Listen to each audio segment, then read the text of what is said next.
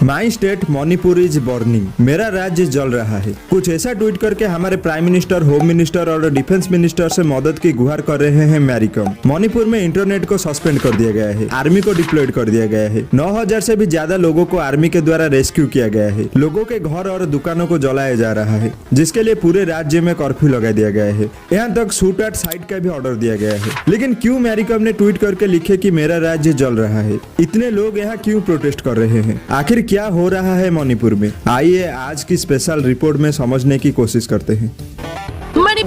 Manipur is burning. Indian troops have been deployed in northeastern state of Manipur. Internet service are also suspended across the northeastern state. Section 144 has been imposed. गृह मंत्री Amit Shah action mode में आ गए हैं, With orders to shoot on sight and enforce a curfew. Manipur की अगर बात करें तो एक नॉर्थ ईस्टर्न स्टेट है जिसका कैपिटल इम्फाल है। मणिपुर 3 स्टेट के साथ अपनी बॉर्डर शेयर करती है, नागालैंड, आसाम और मिजोरम। मणिपुर के कैपिटल इम्फाल और चुराचांद डिस्ट्रिक्ट में सबसे ज्यादा वायलेंस हो रहा है। लेकिन ये वायलेंस क्यों हो रहा है, इसको समझने के लिए हमें थोड़ा मणिपुर के पॉपुलेशन डाटा को जानना होगा। मणिपुर स्टेट का पॉपुलेशन का 59% के आसपास मोइती कम्युनिटी को बिलोंग करते हैं, जिनका ऑफिशियल लैंग्वेज मोइती है, और बाकी 40% के आसपास बाकी ट्राइबल पॉपुलेशन जैसे नागा और कुकीज को बिलोंग करते हैं। मणिपुर चारों तरफ से पहाड़ों से घिरा हुआ है। पहाड़ों के मिडिल में आता है वैली एरिया। वैली एरिया में मेनली मोइती लोग रहते हैं और हिल यानी पहाड़ी वाली एरिया में 2 मेजर ट्राइब रहते हैं, नागा और कुकीज। मोइती कम्युनिटी के पॉपुलेशन ज्यादा होने के कारण वो मणिपुर में सोसाइटी और गवर्नमेंट को डोमिनेट करते हैं। 60 असेंबली सीट में से 40 असेंबली सीट मोइती के एरिया में आती है। मोइती कम्युनिटी स्टेट की 59% पॉपुलेशन सिर्फ 10 से 11% लैंड एरिया में रहते हैं। जैसे जैसे इनका पॉपुलेशन बढ़ता है, लैंड एरिया भी कम होती जाती है, जिसके लिए हिली वर्सेस वैली लोगों के बीच सालों से कॉन्फ्लिक्ट चली आ रही है।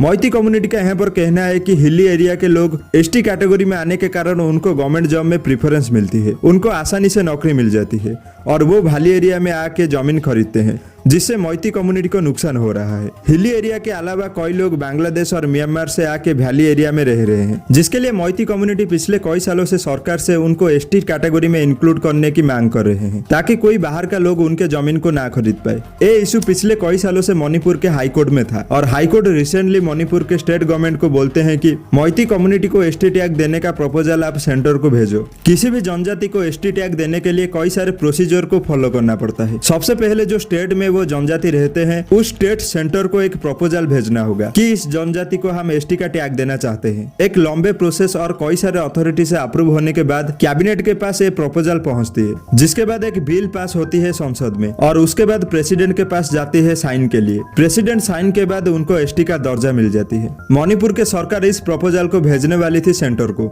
लेकिन एचएसी यानी हिल एरिया कमिटी इसको लेकर विरोध करता है। एचएसी हिल एरिया की एक कॉन्स्टिट्यूशनल बॉडी है, जिसको बनाया गया था 1972 में हिली एरिया के डेवलपमेंट के लिए। हिल एरिया कमिटी के यहाँ पर कहना है कि हमसे ना पूछ के मोइती को एसटी टैग देने के लिए सरकार कैसे प्रपोजल भेज सकती है, जिसके लिए इतने ज्यादा वायलेंस मणिपुर में देखने को मिल रहा है। प्रोटेस्ट की एक और कारण माना जाता है कि पिछले कुछ महीनों से मणिपुर गवर्नमेंट हिली एरिया लोगों के इलीगली बने घरों को तोड़ा जा रहा है। जो लोग जंगल में घर बनाए थे, उनके पास अगर लैंड ओनरशिप नहीं है तो उनके घरों को गिराया जा रहा था, जिसको कुकीज और मिजो ऑर्गेनाइजेशन विरोध कर रहे थे। उनका कहना है कि मोइती डोमिनेटेड सरकार जानबूझकर उनको टारगेट कर रहा है, और जब ये दोनों इशू एक साथ में मिल जाती है तो बहुत ज्यादा वायलेंस मणिपुर में देखने को मिलता है। इंटरनेट को सस्पेंड कर दिया गया है। मणिपुर में आर्टिकल 355 इवोक्ट कर दिया गया है, मतलब एक तरह से पावर स्टेट से सेंटर के पास चला गया है। पूरे स्टेट में कर्फ्यू लगा दिया गया है, और वायलेंस करने वालों को शूट एट साइट का भी ऑर्डर मिला है। तो ये था मणिपुर वायलेंस पीछे का पूरी स्टोरी। आशा करता हूँ आज की स्पेशल रिपोर्ट से आपको कुछ वैल्यू मिली होगी। वीडियो अगर अच्छी लगी तो लाइक करो, और इसी तरह का स्पेशल रिपोर्ट्स के लिए चैनल को सब्सक्राइब करो।